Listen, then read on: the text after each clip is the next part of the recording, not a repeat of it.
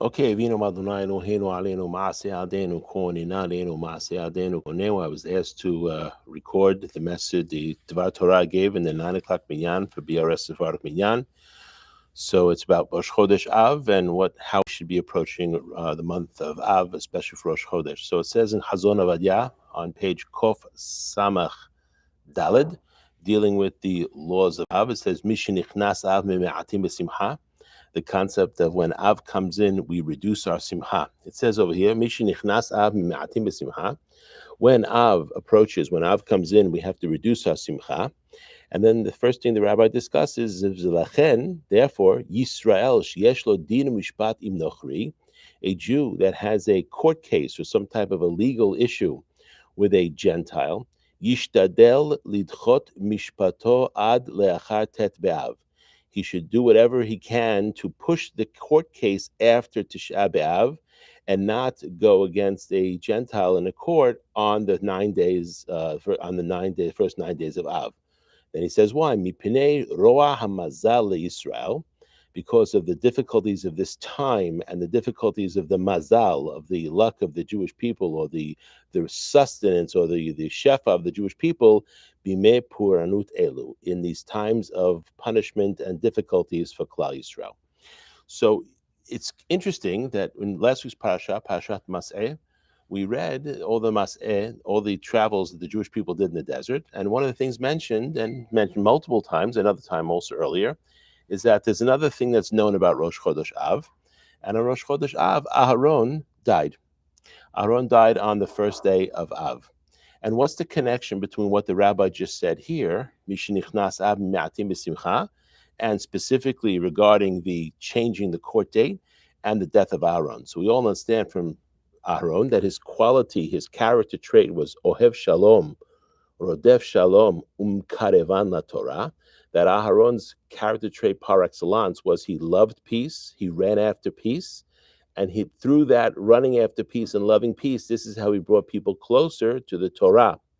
And we see when Aharon died, the clouds left. We understand that the clouds were given in the Zechut of Aharon. And when Aharon died on the first of Av in Parashat Chukat, it's mentioned that immediately the Jewish people were, for the first time, perhaps completely visible in the desert. And that's when the Canaanites, who Rashi says were really Amalekim, came to attack. We see that the clouds later came back in the Zuchut of Moshe Rabbeinu, but of course the question becomes, why did the clouds disappear in the first place? How is it that Moshe, who's still alive, we see there was a period of time the clouds disappeared? And why did the clouds disappear? The clouds represent the Shekhinah, represent the feminine aspect of Hashem dwelling amongst us. And when Aharon died, that feminine aspect left. And the reason for that is the Shekhinah only dwells in a place of shalom.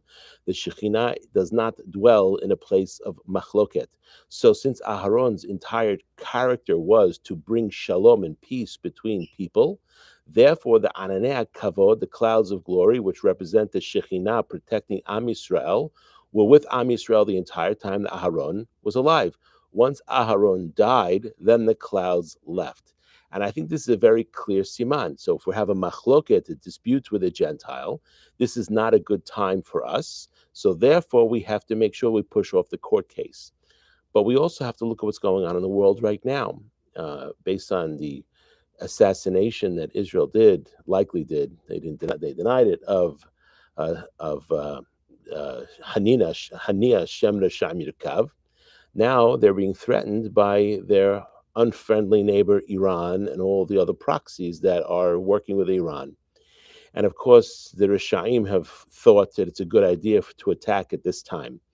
There is no greater deen, there's no greater judgment than war. That is the greatest deen possible. So, of course, we want our brothers and sisters to be successful in the land of Israel, to come to no harm and no danger and no damages from these threats and these attacks.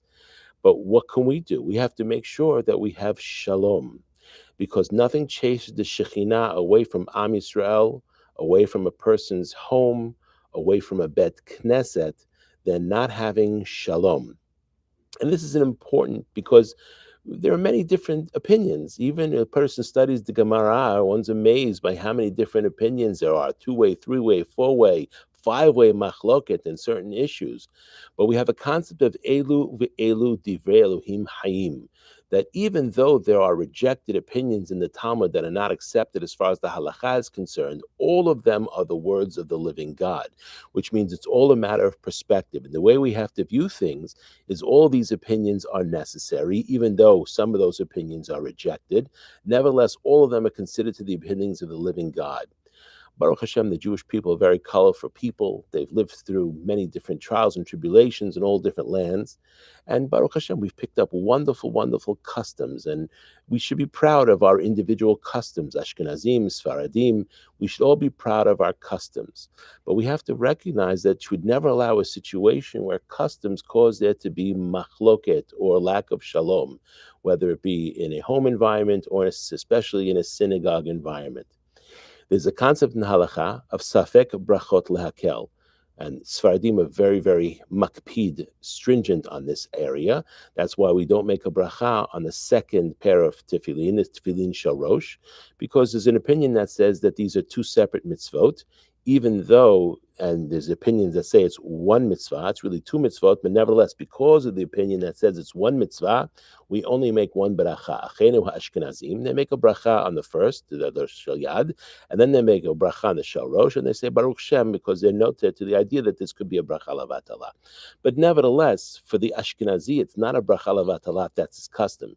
So even though we have a concept of safek brachot lakel, and the Sfaradim almost exclusively follow Maran Shulchan Aruch, Rav Yosef Karo, Zichron Tzadik Livracha, regarding halacha, in a situation where there's a safek brachot afilu neged da'at Maran, which basically means if Maran Shulchan Aruch says to make a bracha, and there are opinions that say not to make a bracha, we go against the Shulchan Aruch in certain circumstances, and we do not make a bracha.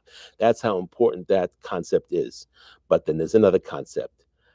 B'mikom minhag en omrim safek brachot lehakel.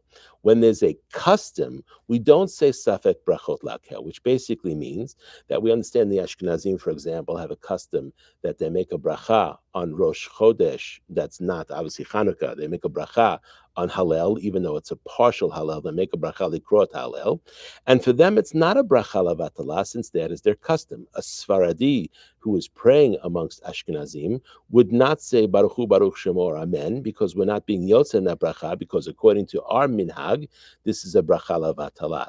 So we have to recognize that the minhagim do have a certain importance to them, and they have to be followed. And there's no concept of safek brachot lakel regarding minhag. But that being said, people who don't have that minhag don't answer amen to their bracha. The only reason I bring this up is that whatever this is, everybody should be proud of their minhagim. It helped us to survive the difficulties of the exile.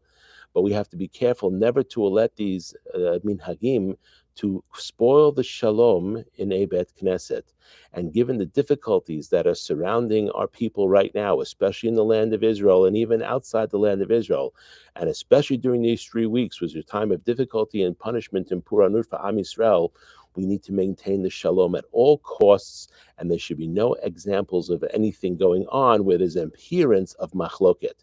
We all understand in families all kinds of differences of opinion. Sometimes two brothers don't agree with each other, yet they have to love each other nevertheless, and we don't air our dirty laundry. So just public service message, let's make sure, certainly over these 3 weeks and moving on, that we maintain shalom in all places, whether it be in our homes, whether it be in our communities, in our Batei Knesset, and Bezat Hashem, Hashem will give us the assistance to vanquish the enemy, and we won't have to worry, and Bezat Hashem, the Bet HaMikdash will be built in the near future. Amen. Baruch Adonai Olam, amen.